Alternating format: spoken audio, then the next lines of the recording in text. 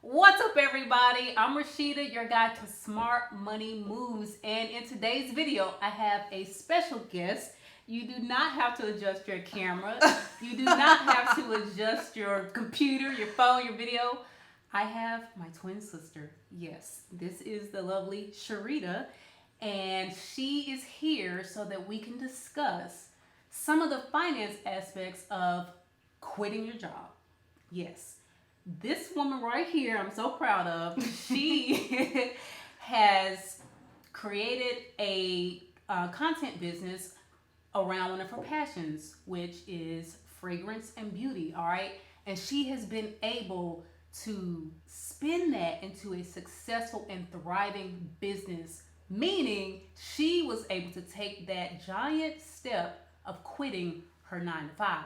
All right, so what we're going to do is we're going to talk about that. We're going to talk about some of the aspects of doing that financially, and we're just going to talk about whatever the heck we want to regarding the business, content creation, money, investing. All right, we're just going to wing it. All right. Yeah, we're gonna be I'm gonna be really transparent about everything, because for me personally, I didn't think this would be possible for me to make this something full time and so soon if it were not for the transparency that other YouTube content creators provided.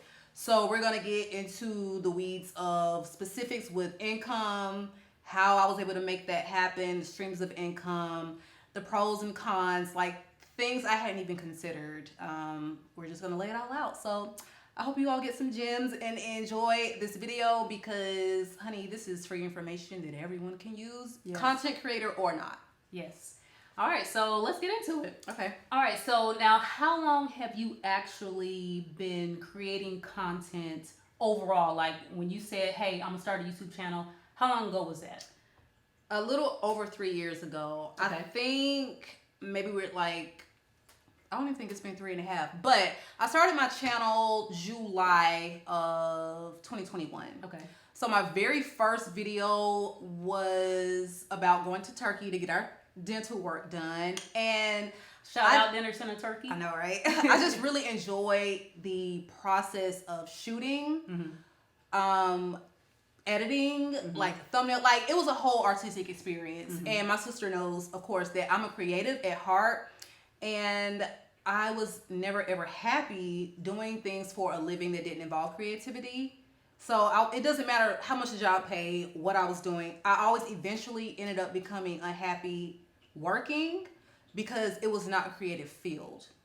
Yeah, I do want to touch on that a little bit. I feel like when you started that, people often kind of talk about like some of the unfair advantages that you may have and that you really need to lean into when you kind of start content creation.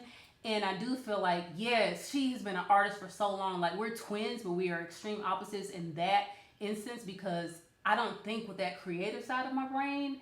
I'm always like more of a numbers person, more of a, money, finance, which has math. helped me. Which you have helped me. Yeah, we help each other, because we have different strengths. And not so strong parts, and so we've been able to complement each other really well. But one thing that I really felt like helped you just hit the ground running was that natural creative gift that you have, and you really lean into that. Like you had a little bit of background in graphic design. Your thumbnails have stood out from the get. Like that's not something that you just had to take a really long time to learn to pick up on. You've always been really good at just creating, period. You've had experience with photography, so talk about that. Yeah, so this is the thing. It doesn't matter what you've done before.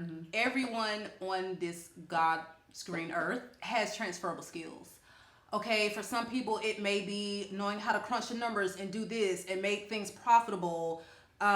It may be, in my case, I taught myself photography right before the pandemic hit, portrait photography. And even though it's not video, it's not shooting, what we see here right now, I learned how to work a camera. Like, you look at my videos and you would think, oh, she must have a background in XYZ. Not really. But it's like, when you're an artist, like, so many skills are transferable. And again, even outside of that, everyone has transferable skills. And you need to figure out what that is for you and apply it to whatever it is you're doing. Your side hustle, your second job, your full, whatever you're doing, you need to, because our life experiences, they all come together and create who we are. And so you have a wealth of knowledge in other areas that I may not. Like, this is exactly who we are. Like, we're like night and day. Even though we're always like in tandem some kind of way. We always end up in tandem.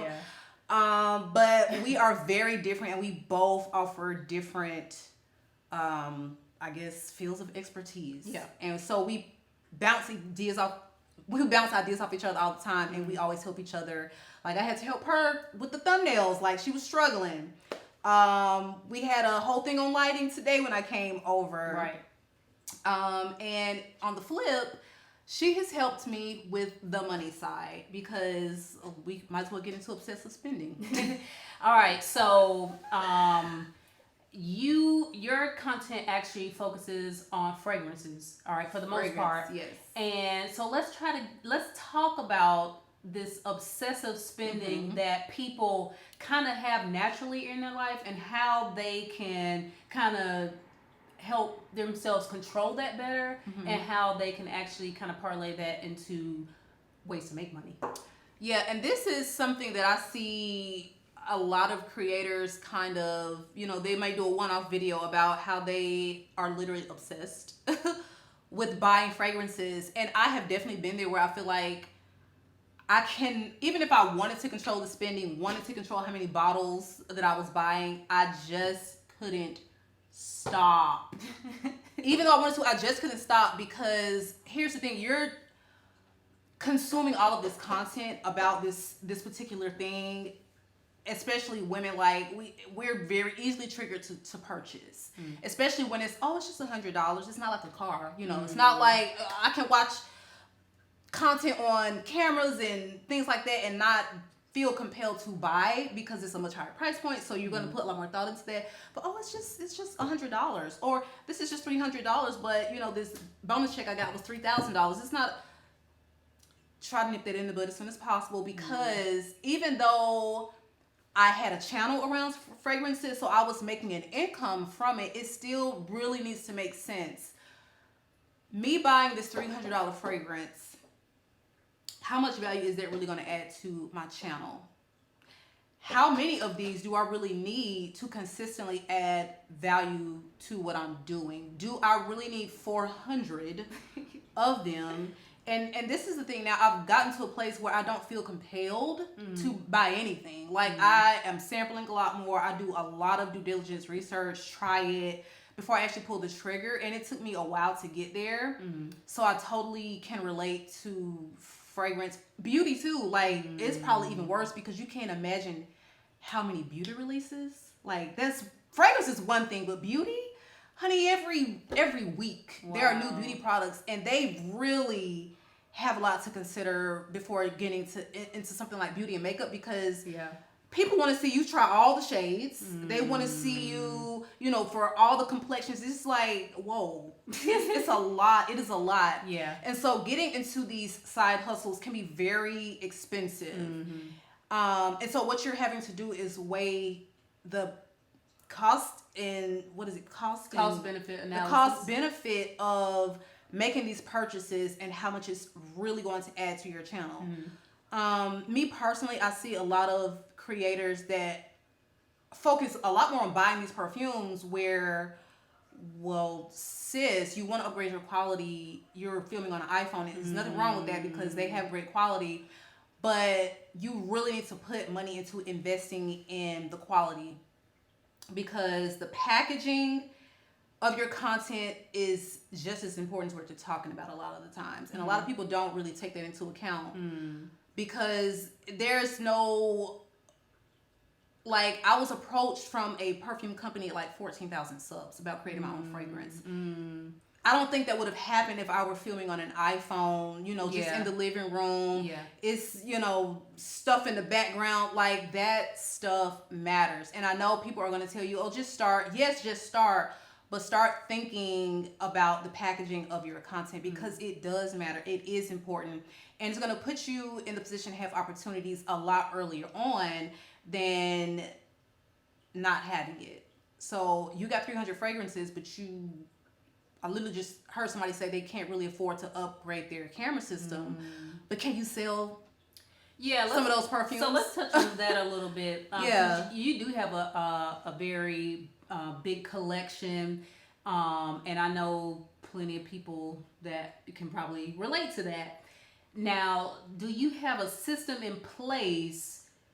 So let's say you have things for a certain amount of time. Do you then have a system in place where you can offload some of that? Maybe you're, selling some of it. What is your system, and what, sites and things do you use to actually offload some of that and make money back? So bring it back into the business. I don't have a real system, like a finite timeline, which is something I actually need to put in place, because I'm overwhelmed with fragrances right now. Like, some people don't really get that feeling, but like for me, it was like after 200, it starts to feel a little 300. Okay, this is a bit much, because you're not wearing them all. Even if I wore one perfume from my collection every day, just one new perfume every day, I'm still probably not even going to be able to wear each perfume once per year. Yes. So when you start doing the actual math, and I understand, like, now I'm in a situation where I'm getting a lot sent to me in PR.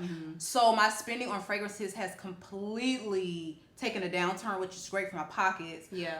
But it's still things of value that I can still be offloading, selling, doing more giveaways. That brings, adds value to your channel. Things like that, where you're not holding on to more than you need. That's more than what's necessary to make your channel do what it needs to do. Yeah, I think that is a good point to touch on, especially for people that like to collect things and let them build up over time. Yeah, it's cool to have a collection, but your collection doesn't need to be infinite, all right?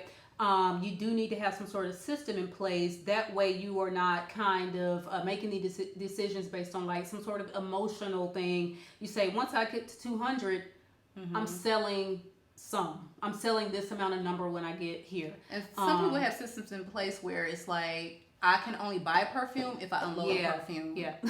Yeah, that makes sense. Which too. makes a lot of sense. Yeah. It's just important to always think about the financial aspect, because, some people want to treat these things as like a hobby or something like that. But at a certain point, you got to kind of flip the switch and say, this is a business. And that's one thing that you kind of made me think about earlier on, probably later than what I should. But in the beginning, like I told you, my first 6 months, I would say, because I started in the middle of the year. So 2021, I ended up making $5,000 from content creation. By the end of 2022, I was at $30,000. And at that point, you were like, well, how much are you actually profiting? Girl, I don't know. Yeah. Literally, you're looking at this revenue. Your revenue is not the same as your profit, because I can rest assured the amount I was spending on perfumes every week, I was probably getting like 4 perfumes. Yeah. It doesn't matter if it's low, high. It's a lot. So on average, how much did you say you were spending per week back then? Girl, I don't know. If I had to guess. Now, therein lies the problem. If I had to guess. Know. And I don't know. And that was a big eye-opener, because it's like, you can tell people you making $100,000 off this content creation, but how much have you spent? Yeah. Now I'm very organized this year. Every dime I spend goes on that sheet. When you say sheet, what are you referring to? I actually went to Etsy, because I didn't know I'm not an Excel expert, but they have those on Etsy for you. So I literally paid, I think, $12 to get a bookkeeping system. And some people have it where they're doing the QuickBooks, and I just want everything in like a spreadsheet so I can see it. Yeah. So, and then I feel like with the phone thing, I would just kind of get lazy about. Okay, so it's like, as soon as I make a purchase, I saw what I'm doing, I log it. Or within a couple days, I know I have to update that sheet. So I'm constantly looking at it. And that's the thing, you're always looking at the numbers.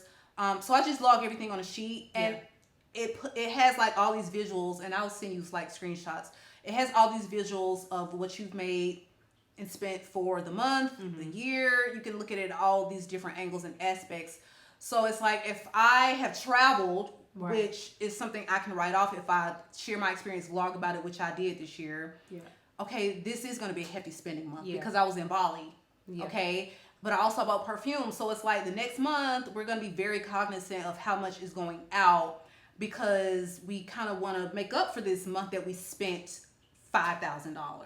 Where we, the income is great. It was, $13,000. But if you're spending $5,000, I don't care what it's for. That's a lot. I've bought a lot of equipment for filming, the actual travel and perfume. So it's a lot, but it's like it doesn't matter. You still need to be keeping up with everything. And that was, now I can literally say how profitable is my business because it is profitable. At how profitable are we talking? Because if you made $100,000 but you only profited 10, and I think that carries over into personal finance as well. You could be making $100,000 a year from your job, but if you're spending $115,000 that year, you're not making any money. All right, you're not saving any money. You're not investing any money because you're actually spending more than 100% of the money that you've taken in. So that is something to think about. It rings true for business. It rings true for personal.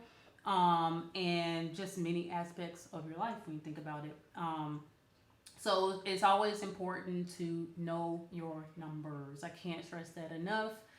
Because if you don't know them, you don't know anything. Yeah, you could go on for years operating in this loose and fast kind of way. Yeah, I got them checks coming in. But you don't know how much of that you're actually keeping for yourself and for your future. And so I think that's important. And then not only that, you got to think about how much tax you're going to have to pay. So let's get into taxes. Well, first, when it comes to people actually forming a business around whatever their side hustle is, how early do you think they should say form a formal business, get an LLC, and things like that? I would say as soon as you start making any kind of revenue, you need to go ahead because what you don't want is to have all this extra income that you have to report, whether you personal, sole proprietorship, whatever, you have all this extra income coming in and you have to lump this stuff in with your personal. You're going to just pay a much higher tax rate. So as soon as you start making money, which I did that second year because I said $30,000, I was like, okay, this is getting a little bit much fast. Like it happened fast. And so I was like, let me go ahead and get the business formed. And we're not giving tax advice. We are not tax consultants. Consult your own tax experts. Nor are we attorneys. Let me just put that disclaimer out there. But for me personally, it's like we get gifted a lot of fragrances. And this is something that a lot of content creators don't even think about early on. Is this company reaching out to you saying, hey, we would love to gift you a fragrance. And if you are new to content creation, like PR is everything. It is, you want the free fragrances because you get to talk about more things on your channel.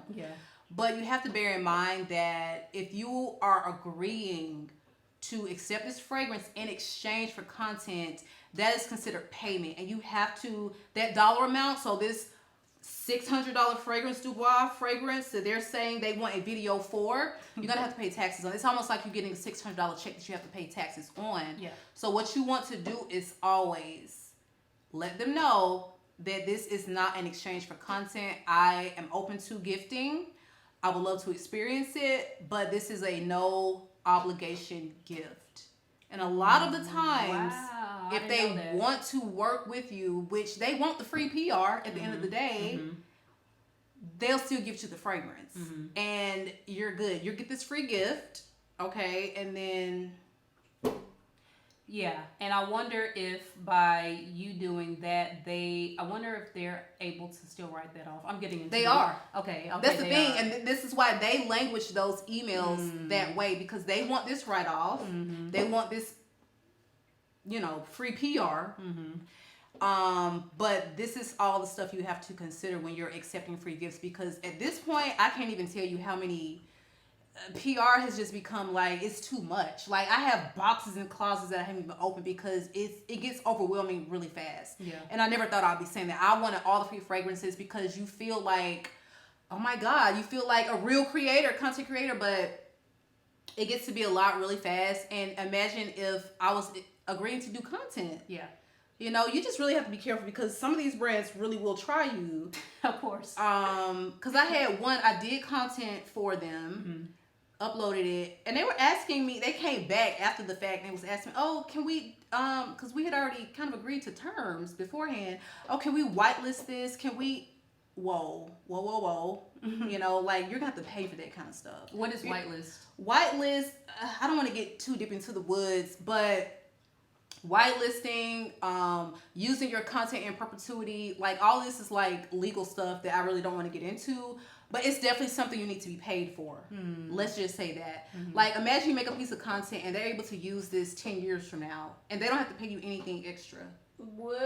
That's in perpetuity. Wow, yeah. Imagine somebody like a Mr. Beast Forever. who would sign something like that. Woo!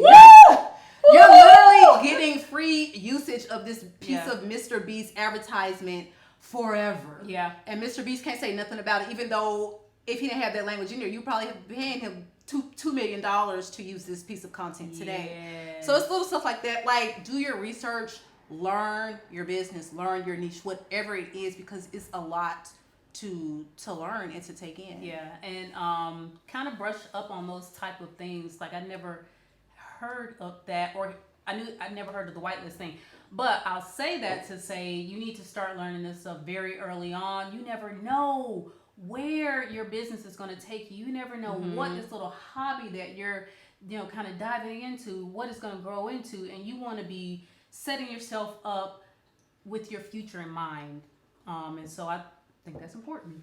Now, okay, once you were like 3 years into your YouTube channel, by the way, the channel is Sharita M. Yes, I'm Sharita M on all socials now, so be sure to follow your girl. Yes.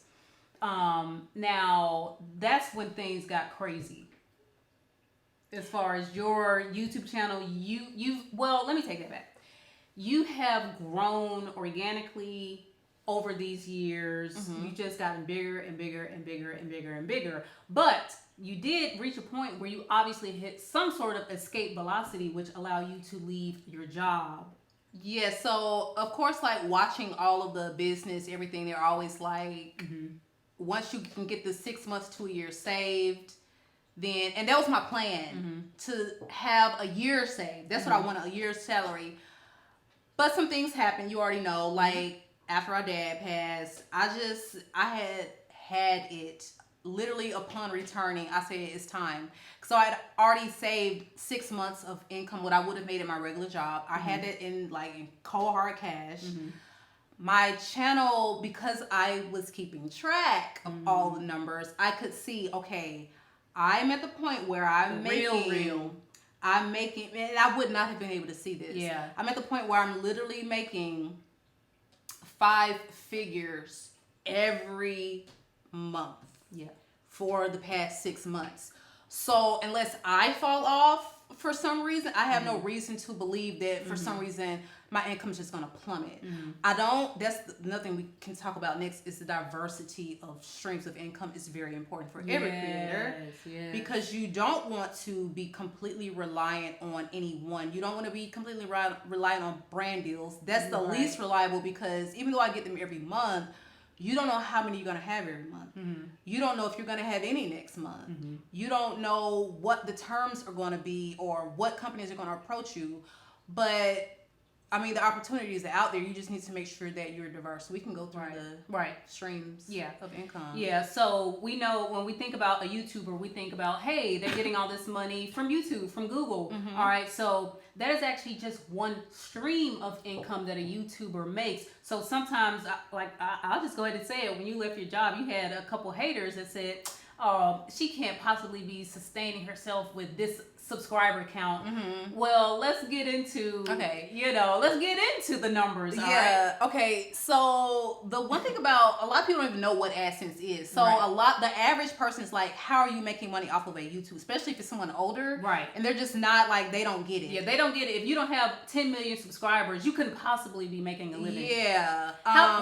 Let's start with how much do you think how many subscribers do you, and I know it depends on the niche and all those things, how many subscribers do you think a person can have, given that they know the different streams that one can have? How many subscribers do you think can sustain average? So here's the thing, it's income? not at all about subscribers. Right.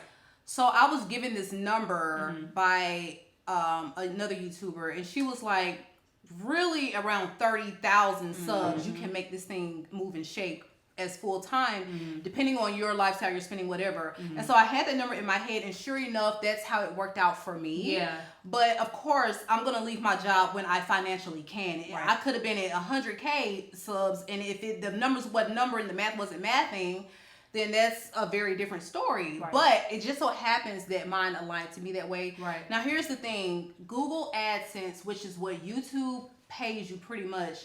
So every video that's monetized, you have what's called a CPM. What does CPM A stand CPM for? is cost per mil, or cost per 1,000 views.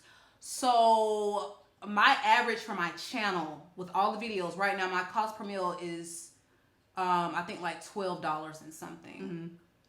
So you don't see all of that because actual YouTube takes a cut of that. So what you're looking at actually receiving is what's called an RPM. That's your actual take home Revenue per per 1,000 videos. Okay. And depending on your niche, beauty, fragrance, tech, finance, huge CPMs. I've had some videos where my cost per meal is $40, $30. On average, it's like 20 something dollars. And it's like, if you're a vlogger, like your CPM could be $2. Yeah. And that's not even RPM. Yeah. If you want any idea of whatever YouTuber is making, go to Social Blade. You plug in, this is public information.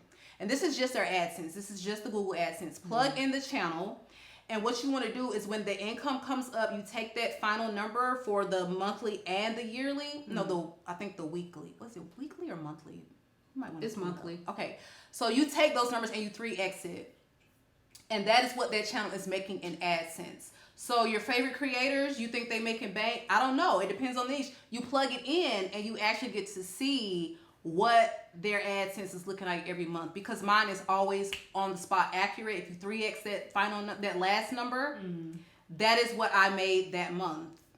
Okay. So you see how they got it broken down monthly? Yes. So it's showing I made $980. 3x that. Yes, my checks are about between like 3 and 4.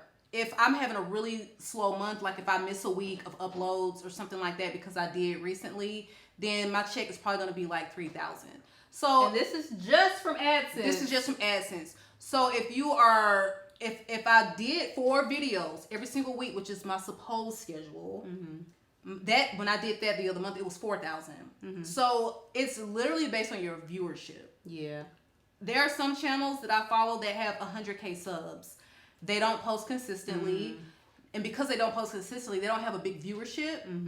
Your viewership is huge. Maybe Like, you got some it's fans. okay. Maybe they did back in the day have viewership, because sometimes a video can just go viral. Yeah. And you have this big fan base, but you're not watching your content. yeah, Because yeah. you might have gone viral from Zara hauls, Right. and now you're doing fashion, and it's just like a lot of your subs aren't really watching your stuff. Yeah. So it really is literally based on the viewership. Yeah, and that's kind of what some big YouTubers say, that subscribers really doesn't matter. It's like a vanity metric. It's Views a vanity is metric. king. Views is king because you're making the money off of how many people view it. Like there are some channels where we are kind of, with the subs about even, but they post once a week because they're still working full time. So their numbers are not going to look like mine. Even though this one video they did this week got 15,000 views, I did 4 videos and they got 8,000 views each. I'm going to have a much bigger paycheck from AdSense. So AdSense is the first. That's the minimum. Basically, you can think about it. So what happens is when you first start making money from YouTube, your AdSense is going to be like your bread and butter. Yeah. Like when I first got a $1,600 check, I was like, okay. And at that time, I was doing 2 videos every single week, come hella high water. Now let's talk about, you was grinding Because I was working full time. Wait, you're a single mom to a Single amazing mom, girl. working full time, Working 12-hour full shifts. Whew. Also, on my off days, I was working extra jobs. So literally every off day that I had, I would make content. I would sit down and batch record 4 videos. So I would only film twice a month. You have to be strategic because I ain't have a lot of time. So I didn't have time to waste. So on a week where I had those 5 off days, one of those days would be dedicated to shooting, okay?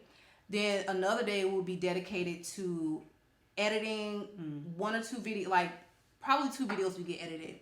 Now on the week I only had 2 days off. I would have to edit the video, get it uploaded, and I would have 1 day to rest. Wow. So when I tell you I was serious. You were so tired. I was serious. So tired, but I was so serious because I did not want to do the job that I was doing. And it's just a reality. It's like, where else am I going to go to make almost 6 figures? And it doesn't require, even though I have 2 college degrees, it doesn't require a college degree because I was not going back to school to learn anything else. Yes. I had to learn this internet. 2 degrees that I haven't used. Right.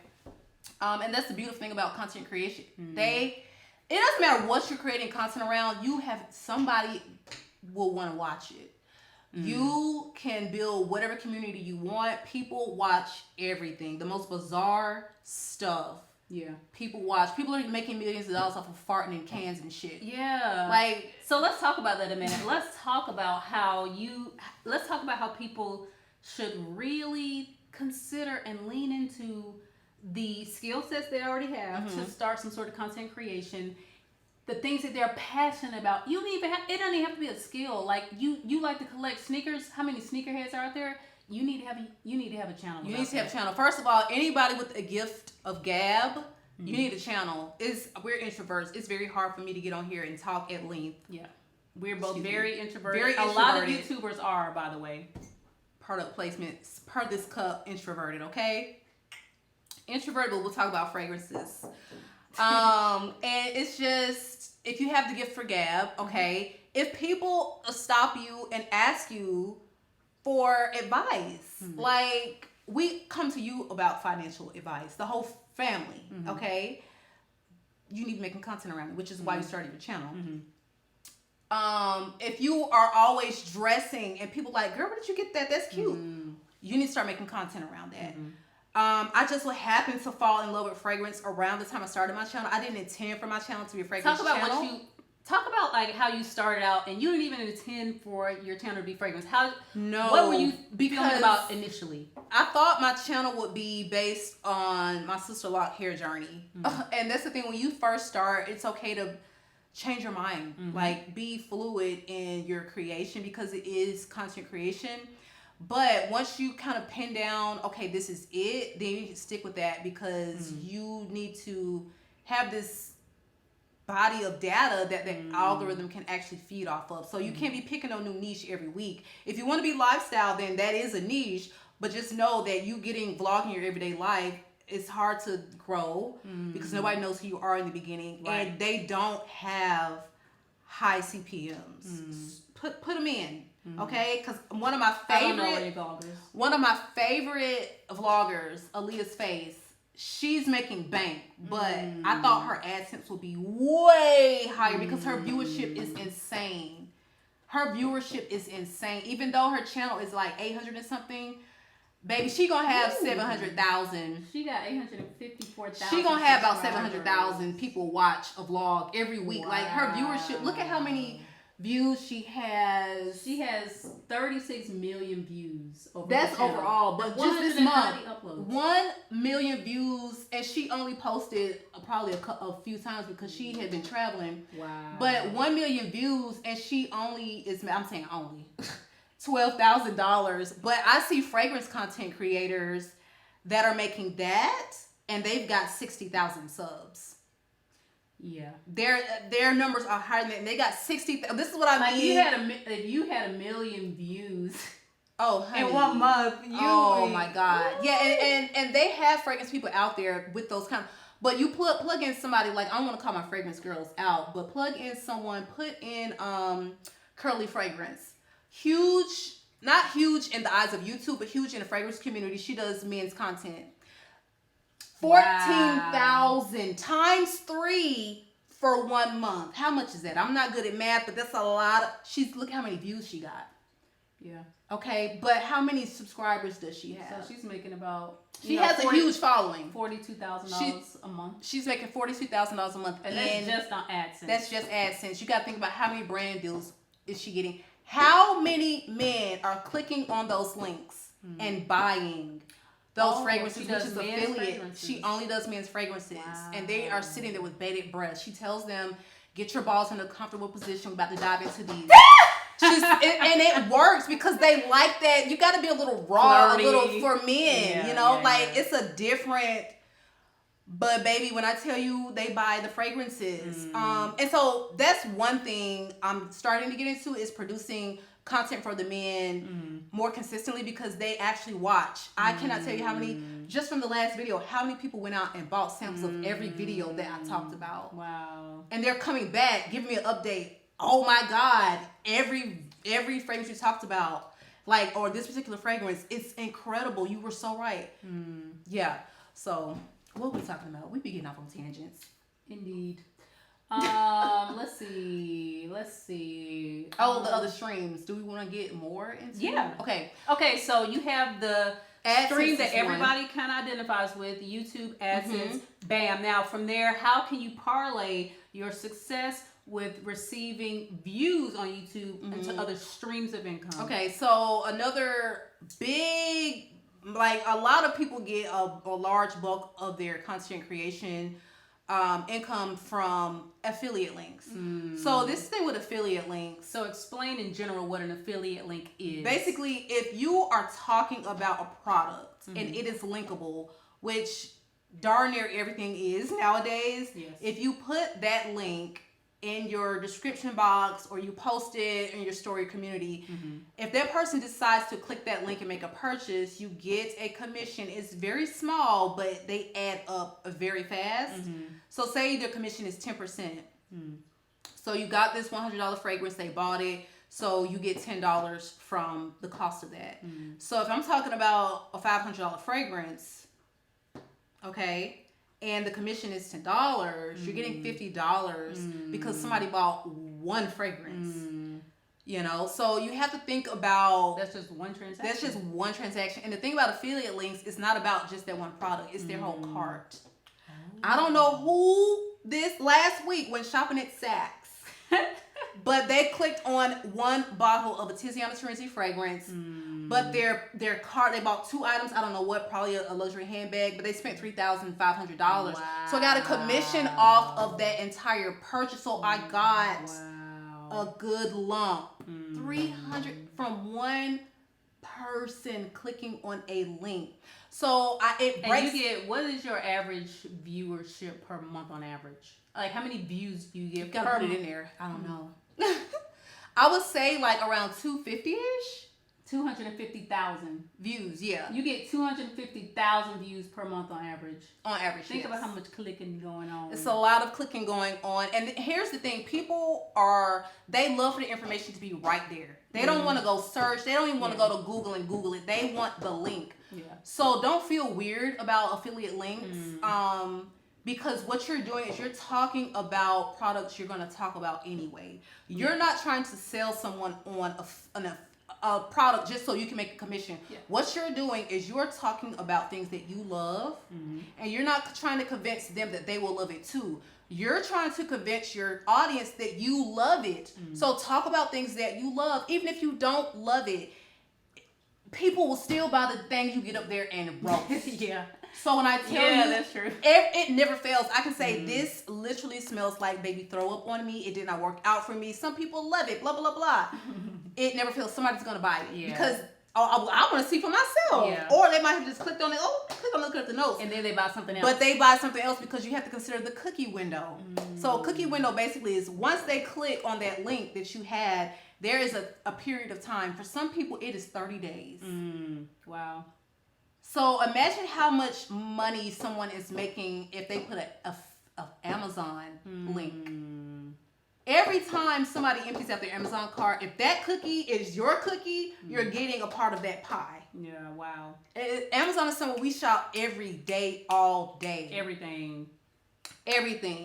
I mean, unless it's groceries, it's coming from Amazon. Yeah, in my household, and it's like it hurts my heart to see people creating. They have a consistent.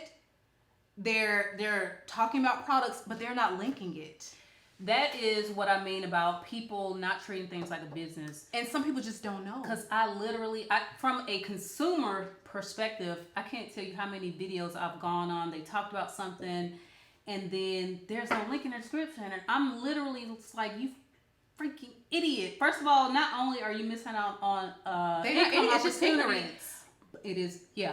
But I'm like, bastard, you're gonna make me go to Google and find this thing. Like you said, the link is actually something that viewers want. Because sometimes I don't have a link for a particular product, and they're like, sis, where's the link? I don't have it. Yeah. Like sometimes I will just of course just link it, whether you affiliate or not, just link it. But sometimes they're like, it's a new perfume that's literally not out. Yeah. I don't have anything to link it to, and they're still like, can we get a link? We want to support you. Like I don't have a link, sis. Because if I had a link, affiliate or not, it would be there, because I like making it convenient. Right. You know, not only that, it's like so many affiliates are going to give you a discount code, so your viewers are incentivized to shop with your links. If that's the case, I ain't buying nothing. And if I know that I can get a 10% off, I'm going to use this. I use my own affiliate, discount codes, because we can. But it's just like, I'm always going to try to apply a discount. And this is another opportunity that you're giving to your subscribers. Right. Now, let's get to the part that a lot of people are probably wondering about, which is a huge stream of potential income, and that is brand deals. So talk about your experience with brand deals. So brand deals are the most glamorous one. Like, that's what you think about when you think about influencers. But it is, to me, that is definitely the least stable. I would never say, okay, like, I'm going to depend on, like, really? So that's, to me, brand deals are like the cherry on the pie, but they're out there. Like, I've been in a contract with Sephora for the past 9 months now. It's crazy, because 9 months, like, that's crazy. So you sign a contract and you have certain deliverables.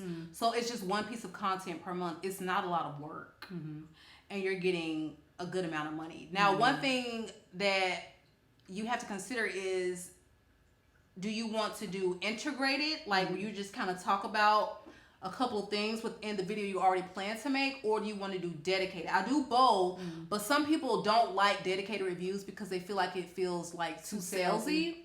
But I'm a Sephora girl. I shop Sephora.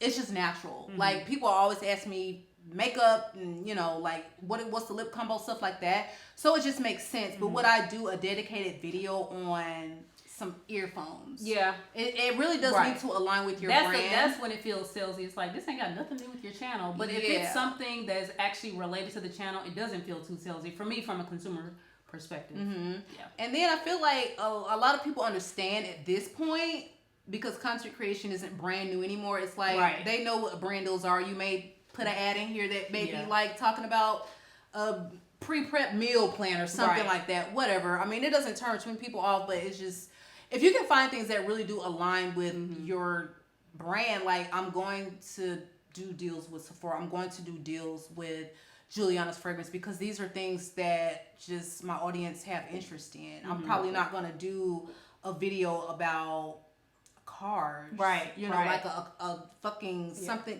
something just doesn't make sense. And that's another thing. Just position yourself in a way that you will attract those brands. Again, the packaging is important. So take pride in the videos that you're doing, because you never know who's watching. Which is how I got my own perfume. Correct. Yeah.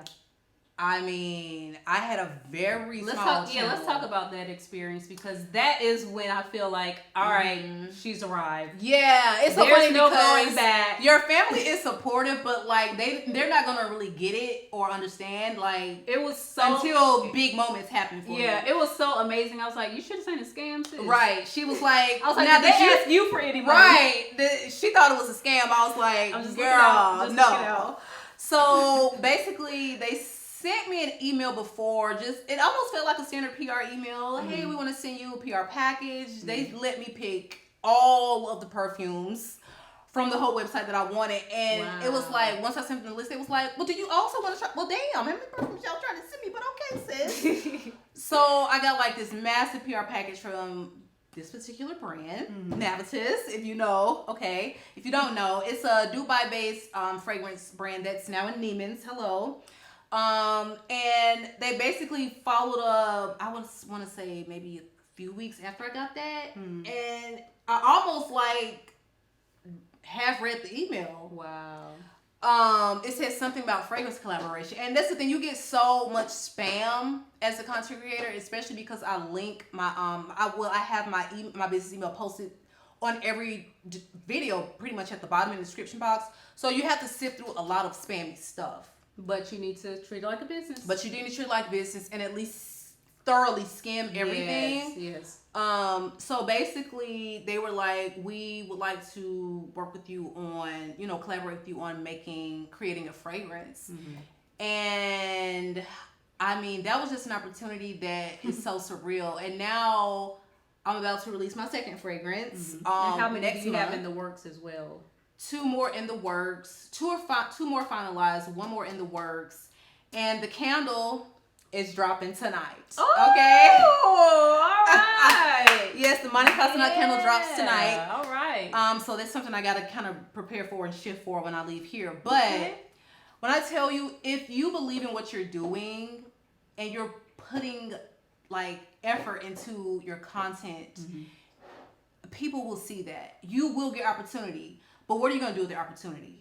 Okay, it's always like kind of like luck and hard work. It just kind of aligns, and you have to be prepared for that. So let's take a little pause here and talk about putting in time. that's the thing. Time is, even though I looked, it's like, 3 years. I never thought I'd be self-employed by this time. However, it's like I mentally was like, I'm going to stick with this for 5 to 7 years, and then we'll see where we are, because I thought I would at least need to give myself 5 years to be self-employed doing this, honestly. And it's such a small niche. That's the other thing, but it's a very profitable niche. Okay, very profitable, because we're pretty much in line with beauty. Beauty is extremely profitable, but so is fragrance. So basically, it was just, I'm going to be consistent, and I made a pact with myself: no more built bridges like I did with my cakes, like I did with my photo.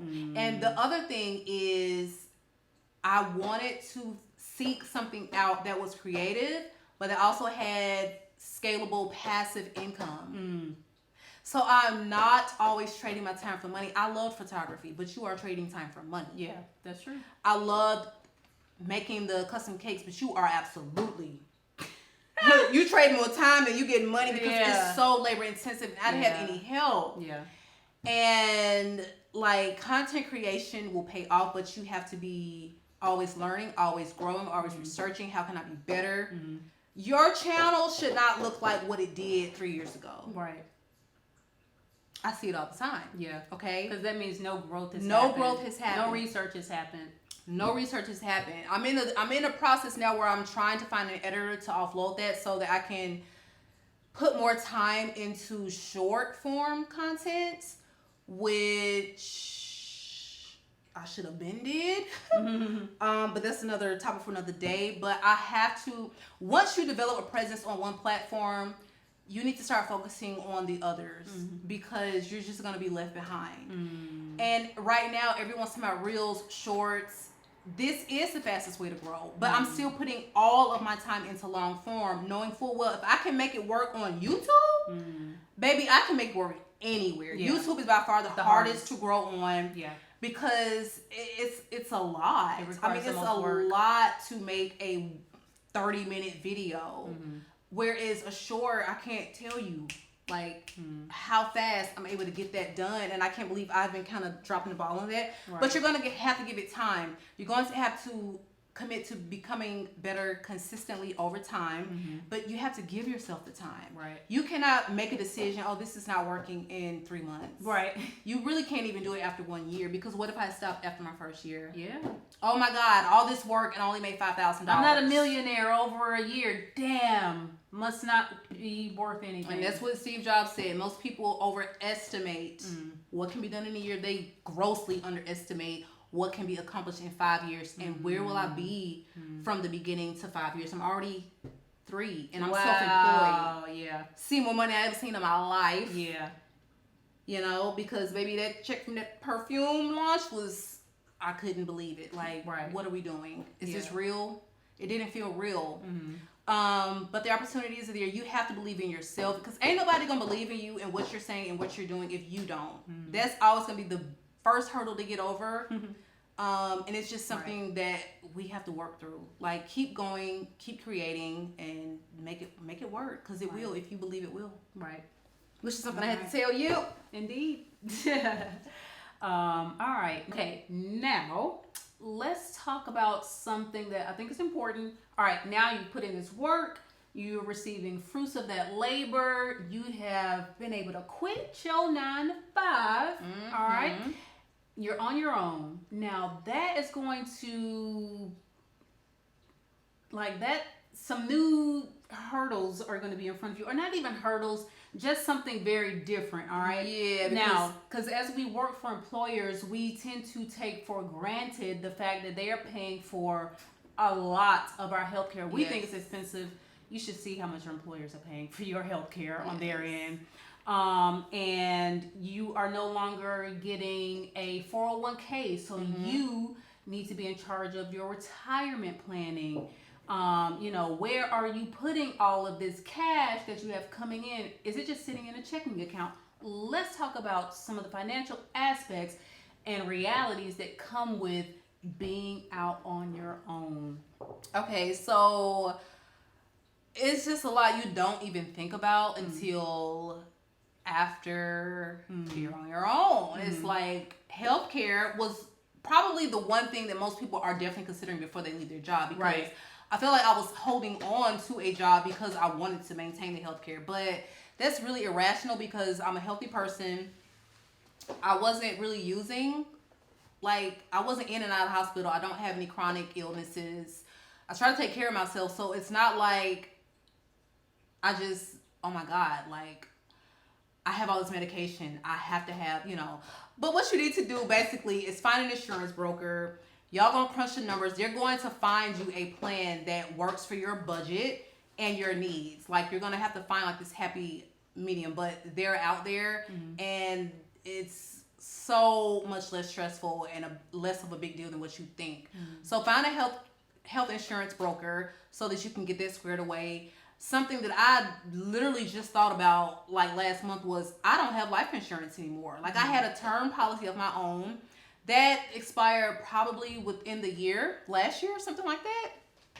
And I don't have it under my employer anymore because I'm self-employed. So now I have to figure out, I need life insurance because I have a house that's not paid off. Like, you want to leave, I'm a single parent, so it's like I want to leave my child with certain things, enough to bury me, enough to make sure she has a house, you know, that we're in. And just like, you want to leave behind something if something should happen to you. You want to make sure that that's taken care of. Yeah, let me touch on that for a minute. If you are out on your own and you have dependents, you had better have life insurance set up, okay? If you have a spouse, basically, if anybody depends on your income as well, like a spouse, like a child, you have to have life insurance because you don't anticipate death almost ever unless you're chronically ill.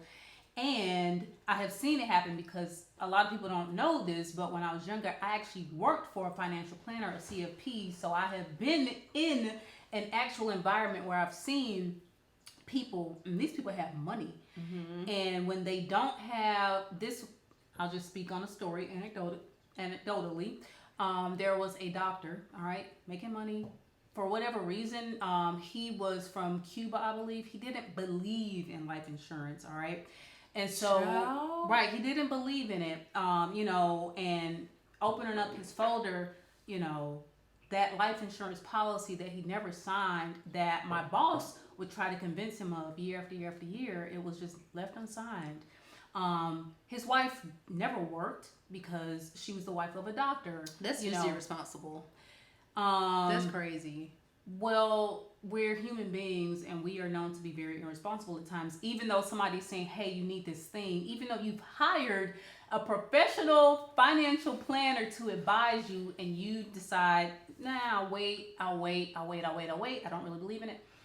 And so he dies, and now his wife is left to pick up the pieces. Now she has to blow through whatever savings that they had and spend that over the rest of her life, when you could have had hundreds of thousands of dollars linked to a very inexpensive term life insurance policy to take care of a lot of it. It could have paid off the house. It could have put him, buried him and things of that nature. It could have taken care of the kids' college education. So we don't want to leave financial responsibilities to the side to think about later. These things, you just set it up on the front end. Be responsible, because you just never know when you might have to fall back on that, and you really, really need those things to be in place if you need them. All right. Another thing that you have to consider is, like, what is safe for my retirement want to look like? Both of our, they was giving us a lot of money every paycheck, as a match, up to a certain percentage for what we were putting in.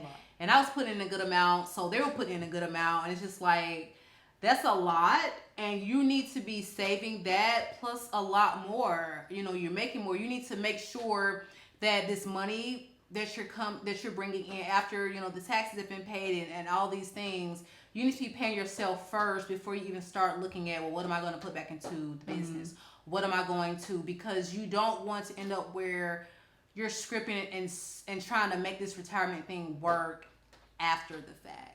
Yeah, or putting it on the back burner for 10 years. Right. Yeah, because it's like 40 crept up on us fast. Remember, time is, and my listeners know how I preach about this, time is actually the most important aspect of growing wealth and ensuring that you actually accumulate that wealth. It is time.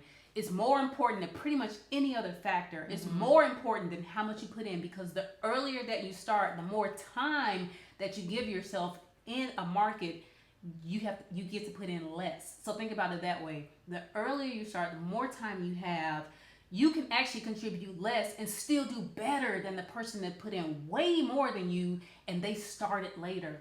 So you have to consider that.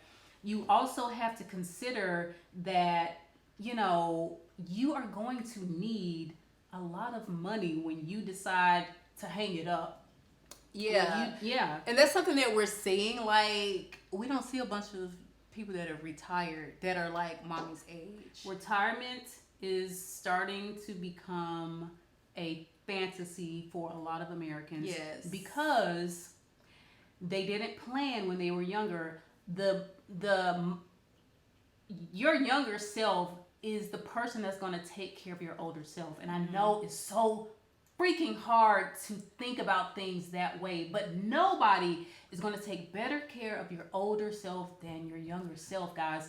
It's so important. And another thing is just, you don't know what the future is going to hold. So, like, we're talking about our mom. She has a pension, something that don't even exist. For the most employers don't have those anymore. But she has a pension. She still has to work. Yeah. To make it, to make her lifestyle comfortable. She still has to work part-time. And it's just like, do people ever get to retire? Yeah, let's touch on this for a little bit. All right. Retirement not to get into, too nerdy here, especially for Sharita's viewers that are here. But retirement is one of these things that really it's supposed to be kind of like this 3-legged stool, all right? You're supposed to have Social Security, which is what a lot of retirees think they can depend on. Used to, at least, think they could depend on. And you could never really depend on that, but a lot of people kind of built their life to do that, all right? Now, let's say when your grandparents, they had Social Security, all right? They also had pensions, which are gone. Nobody's offering pensions anymore because they are incredibly expensive to actually deliver on. Now that they've had decades of that realization, that's why employers don't offer them anymore, because you're paying into this pot, you're hoping it does well in the market over 30 years, and then hopefully you can pay your old employees with the money that is left. Well, the math wasn't mathing. To basically, to make a long story short. So now employers, they say, hey, we're not responsible for that. We're going to give you this 401k option. You put the money in there and you manage it, and we'll give you a little bit to help you out. So now, you're left with a Social Security system that is pretty much out of money. Yeah. It's not out of money, but basically, in the next coming years, you can expect to get about 77% of what you were anticipating to get. All right. Then you have, pensions that are not there. So you have a 401k, which people are not contributing to for the most part, or they're under contributing. And you have your employers that can match a certain amount, which is free money, and people aren't even taking advantage of that. All right. And it's not their fault necessarily. It's just that they weren't taught about this, and your employers do not harp on it at all. And this is something that our grandparents didn't have to teach our parents, because it wasn't their world. It was a non-issue. Companies took care of the old back then, but you got to sit and think about how many companies are 100 years old. Things are so different. These companies don't even exist. Things are so different, and yes, like these things weren't ingrained in our parents when they were young, because back in the day, retirement was an age. It was. You're 65. Bam! That's it, baby. I can sit back, baby. When in reality, retirement is about, do you have enough money to support you for the rest of your life until you die? That is a very heavy burden. It's huge. And now you are responsible for that, not your employer. That is what has changed. That's why it's so important. That's why I'm so passionate about people putting away money now so that they can retire, so that you aren't forced to work when you were 65, 70, 75 years old because you didn't plan ahead. You cannot live on $1,600 a month in Social Security. You can't do that. Sorry, I went off on a tangent, but it's so important. And while we're on the subject of the aging population, have y'all been seeing these YouTube channels with people that are like in their 80s, in their 70s? Like one lady's like 90 something. These gray hairs are blowing up. Baby, the views are viewing, the money is moneying. And yeah, if you have advice to offer people that has value, this is the thing. You know you're ready to create content when you can check one or more of these boxes. If you can create something that is giving real entertainment value, like your Mr. Beast, doesn't have to be on that scale, but if you know that you can provide entertainment, you have something to create content about. If you can teach someone something, okay, this is what you can create content about.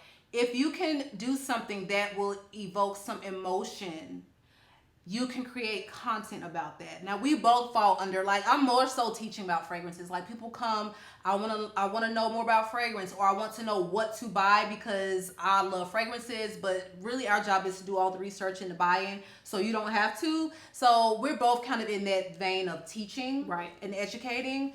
But if you have value to contribute under any of those three tiers, you can make a channel or get on a platform and offer the world something. Like, don't think that because you are not a certain weight, not a certain age, not a certain skin color.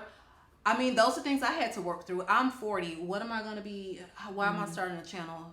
At 39. This shit don't matter. It's about the value. I'm black. I'm 40. Right. I got dreads. Like, how are people going to perceive that when, I'm boyish? Work through all of that. We all have negative emotion. You have to give it time. What if Mr. B stopped at 2 years? Took him 5 years for him to even get monetized. It was something crazy. But you wouldn't be like, but if you are committed to it and you're doing it because you actually enjoy it, then things will work out for you. don't go chasing money. I would say that, but Right. please, let's be very clear. With the amount of time that you're putting into content creation, you absolutely should be paid for that. Don't let nobody tell you otherwise. Somebody up here making $1 million a month or a year talking about they don't really do it for the money. It's not about you are doing it. It's the difference between like I'm doing it for money and I'm doing this because I love it, and I do expect to reap some rewards from this because it's a huge time commitment, especially if you're doing long form.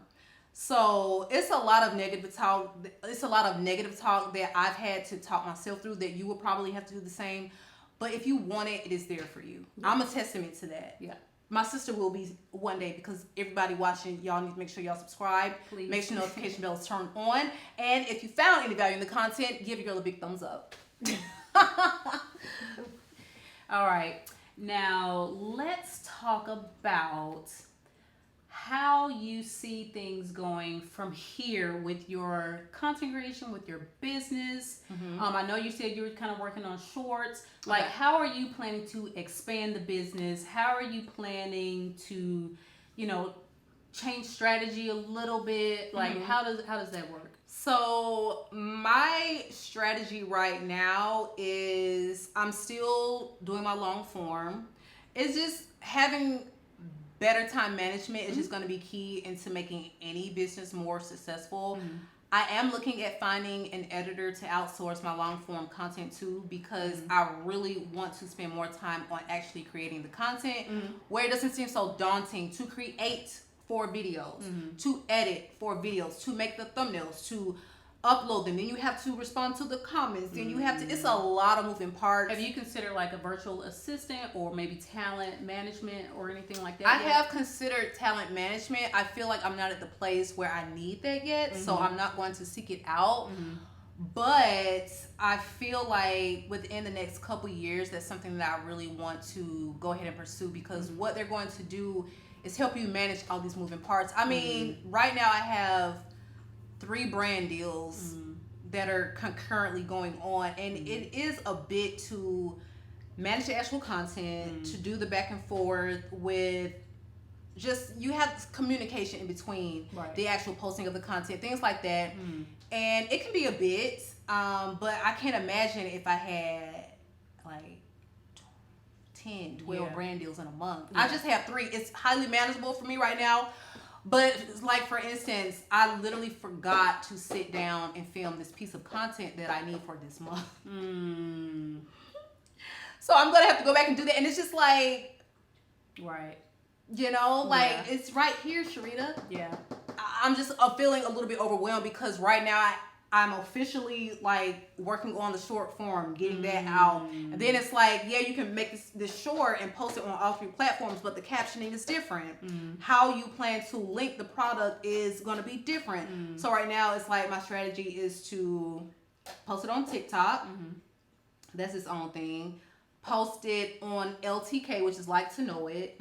Then post it on Instagram and direct my Instagram people to my LTK page if they choose to purchase. Okay. So this is all for one short. It's like, shorts are short, but it's still a lot of stuff you have to think about behind the scenes. Yeah. So imagine doing that 4 times a week, and you got to make the 4 videos, and then you have to sit down and film. Tomorrow I'll be back to filming. Yeah, so I guess the lesson from, and I have been trying to get on her for so long about this, I guess the little nugget there is like, once you get to a certain point where you are feeling overwhelmed, or even maybe before that, maybe consider putting money back into the business by offloading some of your workload where you can. Buying less perfumes and putting that money into hiring an editor would be more advantageous to me right now, because I've got a shit ton of perfumes. We got plenty to talk about. We can put those funds towards something else. Because your time is worth a lot. My time is worth a lot right now. And it's like, dang, I'm self-employed now. You would think getting to the gym would be a non-factor. And at first it wasn't. When I was just doing my little 4 videos. But now it's like, dang, tomorrow is Saturday. I've only been to the gym once this week. So having to start to kind of build that team out, because time is just that one resource that you can't buy additional of. So what you're going to try to have to do is kind of figure out ways to optimize and to buy back some of the time that you have. All right. Now, one other thing I want to get on is, all right, you are making all this freaking great money. Let's talk about cash management. Kind of where are you parking your cash? Oh, let me get back on the retirement thing for just a second. Since you are out on your own, all right, you don't have the 401k. Obviously, the first step that somebody in your position or somebody like that, you're going to have to open up a Roth IRA, all right? Because one thing that's going to do is tax advantaged, all right? So it's going to allow you to put up to a certain amount in there every year, all right? The government has limits, so you need to see what those limits are. I think it's around $6,500 a year right now. I could be wrong. I'd have to double check. It's a little bit more. Okay. Now. Okay. And they increase these over the years, these limits.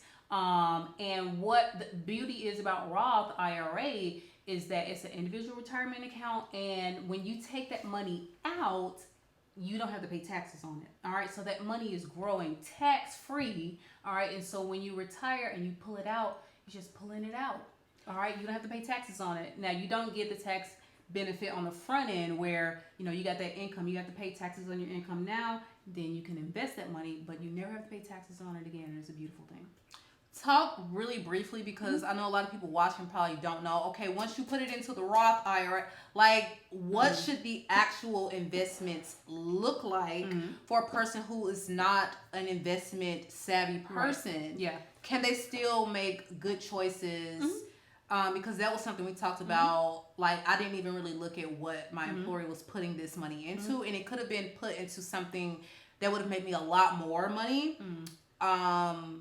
From the whatever 5 years that it was in there, which I knew, but it's like, yeah, that's important because it's something that people don't really think about, or they don't even want to commit like 5 to 10 minutes to even. Right. People do not. I get it, guys. People, unless you're into it, people don't like devoting time to thinking about retirement planning. They just don't. That's why they hire people to think about it for them and all that. Or they think their employer has really done something. Yeah, they ain't done nothing. Like I can speak from personal experience when my spouse had signed up for her retirement plan at work. Like the money was taken out of her paycheck, but it was just like sitting in cash. Like she hadn't made an election.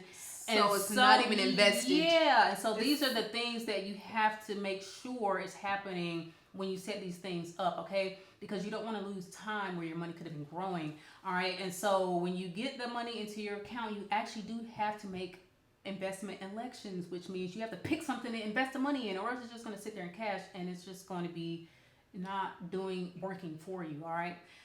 So the basic thing that most people can do is very straightforward. It's not overly complicated. It's just to pick an index fund, all right, that is going to give you some diversification, all right?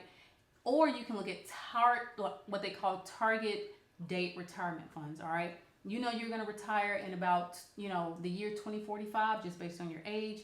You can pick one. But the most important thing that you want to do when you pick one of these target date funds is to look for one with a low expense ratio, because these commissions and expenses that you pay to have people manage these things can really eat away at your returns over time. So it's important, It looks small on the monthly statement. It looks small, but it is a wealth killer. You could have really pocketed hundreds of thousands of dollars more by the end of your retirement journey if you would have paid attention and not pick something with a very high expense ratio. So low expense ratios, we're talking something with a 0 in the front, 0.0, then the number. All right, something that's a high expense ratio, something that's going to say 1%, something that says 0.8%. Those are pretty high. All right, so the closer you can get to 0, the better. If you are doing your own elections, as far as you have a Roth IRA and it's not associated with an employer, you can look for something broad. You can look for a total market index fund, all right? You can look for something that kind of tracks the S&P 500, all right? If you are much closer to a retirement age, you can look at something like a bond ETF. so that it's not as risky and it's going to pay you some dividends to give you that income in your retirement years. Okay. All right.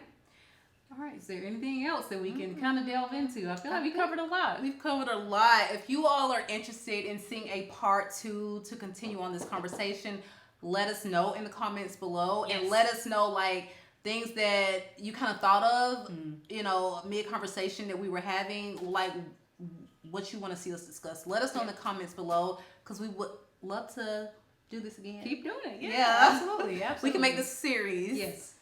All right. And so that's kind of all we have for today, guys. I hope you guys enjoyed it. Again, check out Sharita M on all social media. And if I have any of my fragrance family here, make sure you are subscribed to my twin sister's channel. Okay? Yes. Yeah. You can find me here at the same place. I am Rashida Herbers. And I hope to see you guys on the next one. Thank you so much. See you guys on the next one. All right. See ya. That's a wrap. That's a wrap. That's a wrap. That's a wrap. That's a Oh, wrap. Lord, That's a gonna be wrap. an outtake. That's going to be an